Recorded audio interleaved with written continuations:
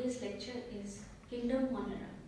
As we all know, it is the first kingdom of the classification system which we study. Coming to Kingdom MONERA, I'd like to tell you that bacteria are the only members of Kingdom MONERA. Nothing else is studied in this kingdom.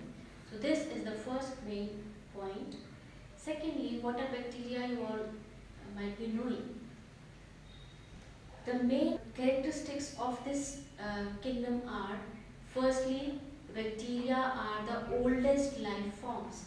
Most ancient life forms which existed on earth was formed by bacteria first. Secondly, the structure of these bacteria, they are all unicellular. No bacteria is multicellular. So unicellular characteristic is second important point. Thirdly is these bacteria are, if we can say, omnivores. That means they can be found everywhere on this earth. Anything, any place you talk about, and bacteria are present. They are present almost everywhere. When I say everywhere, I mean land, I mean soil, I mean water, air, even inside the other animals. So they can be found inside the gut, inside the organs of other organisms also. So they are omnivorous. Some of these bacteria are autotrophic. They can prepare their food in the presence of sunlight. They can fulfill their energy requirement. But most of them are heterotrophic bacteria. There is one more category of bacteria if we talk about in terms of nutrition. These bacteria can be chemoautotrophs also. When we discuss in detail, I'll tell you what is chemosynthetic autotrophic bacteria. So these are the general characteristics of bacteria. If we say their appearance, their shape, their sizes, bacteria have many different shapes and sizes. On this basis, they can be grouped into 4 categories. They are, firstly, the bacillus, plural is bacilli.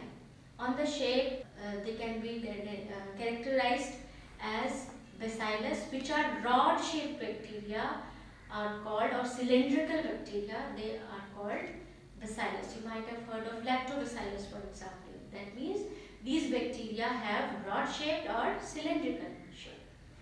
Second is coccus. Coccus means, the plural is cocci. Coccus means anything which is spherical in shape. So the bacteria which are spherical in shape are known as cocci or coccus. Thirdly, the bacteria can be classified as spiruli. Spiruli, as the name suggests, it means spiral in shape, ring-like structure, spring-like structure is called spiral structure. So the bacteria which have a spiral shape are characterized as spiruli. Next is vibrio. You have heard about comma shape. So the bacteria which have a comma type shape are called vibrio. This is plural and singular is vibrio. So on the basis of shape, we can characterize them into 4 distinct categories, that is coccus, spiruli, bacillus and vibrio. Next, coming to the habitat of the bacteria. Interestingly, as I told you, the bacteria can be found anywhere. They can even be found in all the extreme conditions also. Extreme conditions, what do we mean by extreme conditions? Like very high temperatures, very high salt concentrations and oxygen-less conditions. So the habitat can be also extreme. Some bacteria are parasites also. They live inside or on other organisms, living beings, etc. So habitat can also be very vast. Now if we say they can live in symbiosis also. What is symbiosis? A term here is used as symbiosis. So symbiosis, anywhere when there is a relationship between 2 types of organisms which is mutually beneficial to both the organisms is known as symbiosis. This is called symbiotic relationship. So the bacteria can also be symbiotic in nature. So this is the type of habitat or their occurrence. Next, if we say their behavior, the bacteria are, if we say, very simple in their structures. The structure of the organization of bacteria is very simple, but if we talk about their behavior, that is very complex. So behavior wise they are very typical, very complex, many kinds of, by behavior we mean they are like some are parasites, some are free living bacteria, some are heterotrophic, some are autotrophic, some are chemosynthetic. So their behavior is very complex. Next, if we talk about the categories of bacteria, how can we classify bacteria? One was on the basis of shape, now on the classification on the basis of types of bacteria.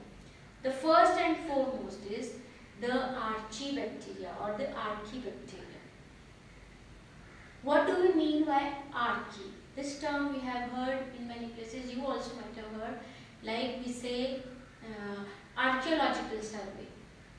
You have heard of ASI, Archaeological Survey of India. What does that archi means? It means belonging to the primitive times, the ancient bacteria. So here the archibacteria means the ancient bacteria. So first category is archibacteria. These bacteria are present since very primitive times, therefore they are known as archibacteria. Second category is the eubacteria. Eubacteria are also known as true bacteria. Then we have this heterotrophic bacteria, which are dependent on other animals, other living organisms on their food. So these are the main types of bacteria. Firstly, let us talk about archibacteria. As I told you, they are very ancient bacteria, and habitat-wise, they can be found in very extreme conditions. When we were talking about extreme conditions, I told you what are the extreme conditions.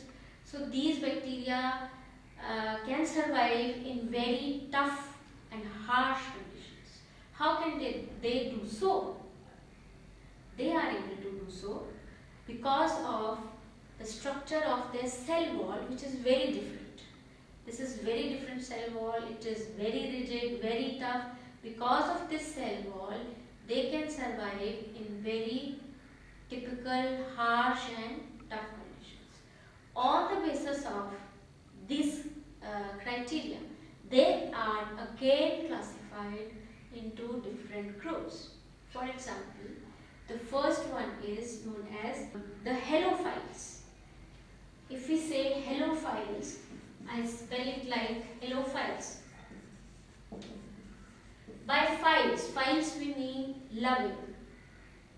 Jैसे we have heard of this hydrophilic things.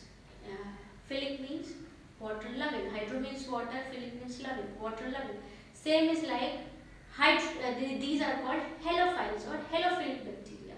What is the meaning of halo? Halo means saline. So these bacteria can survive, can withstand very high salt concentrations present in their environment in which they are surviving. These are called halophilic bacteria. Some examples are halobacteria. We call it halobacteria. You might have heard of saline, this hot springs also. So sometimes the boiling water comes from inside the earth's surface, or natural hot springs. So these archibacteria can even be found in that type of environmental conditions, like very high temperatures. So these type of bacteria which can withstand very high temperatures are called as thermophilic bacteria or thermophiles. Thermo means temperature and philic I already told you. So these type of bacteria which can survive very high temperature conditions are known as thermophiles. Next, one more category of these bacteria is methanogens. We are not saying methane loving here, methanogens. Why they are known as methanogens? They are known as methanogens because they are responsible for emission of methane. They are helpful in producing methane. Where are these animals, these bacteria found? These bacteria can be found inside the gut of animals like the cow, the buffalo. And you have heard of this biogas. How is this biogas formed? From the dung of these animals.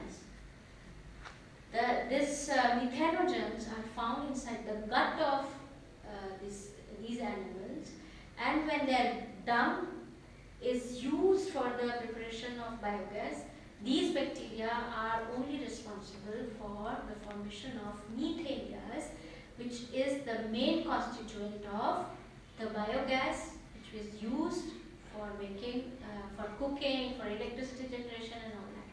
So these are methanogens. As I told you, next point is nutrition. I have already told these bacteria, archibacteria particularly, they are heterotrophs. They are not able to synthesize their own food, and some are, most of them are heterotrophs, and that too chemoautotrophs. Now, I'll explain what is chemoautotrophs. This can also be known as chemoautotrophic bacteria, chemosynthetic autotrophic bacteria. These bacteria, if we divide this name, chemosynthetic and autotrophic, chemo is related to chemicals, chemically.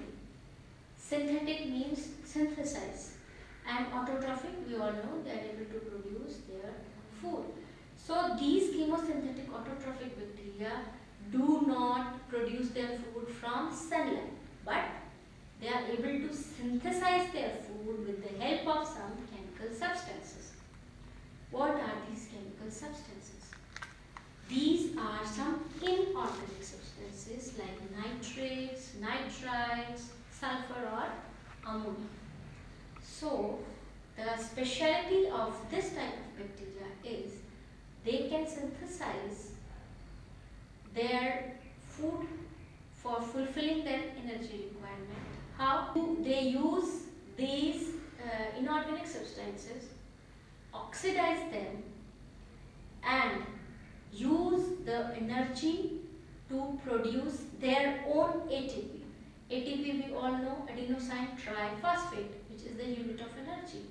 So they fulfill their energy requirement by oxidizing inorganic substances and using that for their ATP requirement fulfillment. So therefore they are known as chemosynthetic autotrophic bacteria. They are not dependent for energy, that is why we eat food, for energy. So these bacteria get their energy, get their ATP by some inorganic substances and oxidize. That is, I think, clear to you now. Next type of bacteria is the eubacteria. If I say they are known as true bacteria, that doesn't mean that archibacteria are false bacteria. But we call it true bacteria because they have a typical bacterial structure. When we think of a bacterial structure, to our mind it has something for movement like flagella, and they have a rectangular cylindrical shape. They have some genetic material, maybe in the form of ribosomes, this ribosomal DNA, or some cytoplasm they have. This is the typical bacterial structure. So all the eubacteria have this structure, therefore they are known as true bacteria. These true bacteria also have a rigid cell wall, but they cannot survive in such harsh conditions like this archibacteria. That means the toughness, the rigidity of the cell wall is not so high as in archibacteria. Next thing is they have a flagellum. If they are motile, they have a flagellum which helps them into for movement, for locomotion. So they have flagellum. About habitat, I will say this eubacteria, they also are present everywhere. They can be found everywhere. So the habitat is also like the archibacteria. Nutrition, most of these eubacteria are heterotrophic in nature. Most of the eubacteria are dependent on other living organisms for fulfilling their food requirements. Some are photosynthetic also, but that is very less. So in photosynthetic eubacteria, you have heard of cyanobacteria. What are cyanobacteria? They are also known as blue-green algae.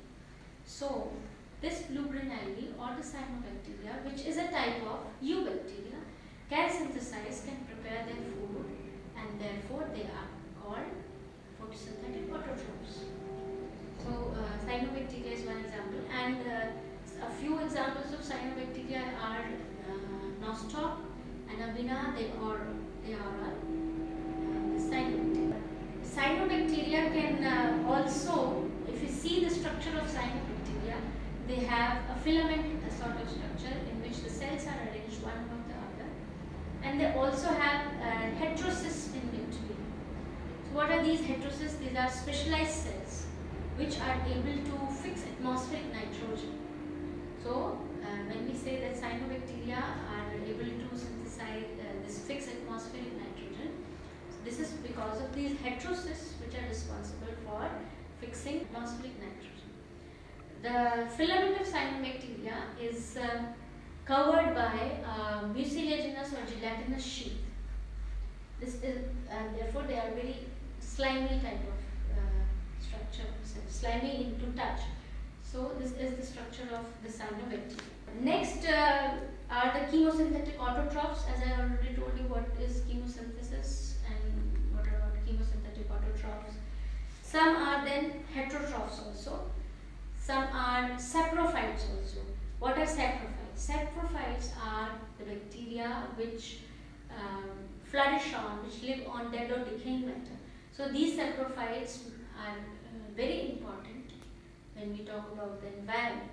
Saprophytes are responsible for decaying of organic matter. So in terms of nutrient cycling and environment conservation, they play a very important role, these saprophytes, because they are mainly decomposers. They help in decomposing things. They feed on the dead and decomposed matter, and therefore they help in nutrient cycling. Next, I told you that these bacteria can found sometimes inside the gut of other organisms. You have heard of sometimes some infection caused by bacteria. Sometimes we get some infections which are caused by bacteria. So that means that bacteria is inside us which is creating infection or disease. But that doesn't mean again that all bacteria cause disease. Some are helpful also and some are pathogens. So bacteria, when they are parasites, they can cause disease also, and some are helpful also. So when we say that what are these helpful bacteria, helpful heterotrophic bacteria, one example I can give you is like the bacteria are responsible for making curd from milk. So these are the lactobacillus, that means they are good bacteria, they are helpful bacteria. Antibiotics we have heard now, these days we listen to this term very often. What are antibiotics? Antibiotics are prepared with the help of these bacteria only. So therefore bacteria are helpful in making drugs or these antibiotics, pharmaceuticals, medicines, right? So these are some helpful bacteria. Now pathogens. What are pathogens? Some examples I can give you, like cholera haja, which we call. Cholera is a disease which is caused by a bacteria. Tetanus again. And in the terms of plants, we say citrus canker is a disease of citrus plants, which is caused again by bacteria. So now we understand that what are pathogens? Pathogens are organisms which are responsible for disease causing, and bacteria are very important pathogens also. They cause diseases to human beings, to animals, to plants, to pets, and all. So bacteria are important pathogens also. Next important thing is reproduction in bacteria. How do these bacteria reproduce? How do do they multiply? I like to tell you is that bacteria reproduce or multiply very fast. How do they do that? Firstly, the bacteria reproduce mainly by a process which is called fission. The term fission generally means anything, fission means tutna, anything which splits is called fission. So, in terms of bacteria, when I say fission, that means we know the structure of bacteria. It has a cell wall and the inner cytoplasm, and sometimes a ribosomal DNA or something. So, when a fission occurs, there is a fission in cell wall divides first, and then this fission extends to the cytoplasm, and from one bacterium, two bacteria are formed. So, from one bacterium when two bacteria are formed, this process is called as binary fission. So, mainly the bacteria reproduce by fission or binary fission. Another method of reproduction is asexual reproduction in bacteria, which occurs mainly by spore formation. One complete bacterium, when it has to divide, a spore-like structure, a round spore, bud-like structure is formed, and that spore or bud separates and grows into another full-fledged bacterium. So, asexual reproduction is mostly by the spore formation, and that too in very unfavorable conditions. Under favorable conditions, this spore formation doesn't occur generally. So, under unfavorable conditions, reproduction occurs by spore formation. Sometimes this bacteria reproduces sexually also. And what is the process? The process is very primitive type of DNA transfer. DNA fragment which is present inside one bacterium, it transfers the fragments and transfers into other bacterium, and that way the genetic material that is in the form of DNA loop is transferred from one bacterium to the other bacterium, and therefore it is known as sexual reproduction in bacteria. That is how the bacteria reproduce.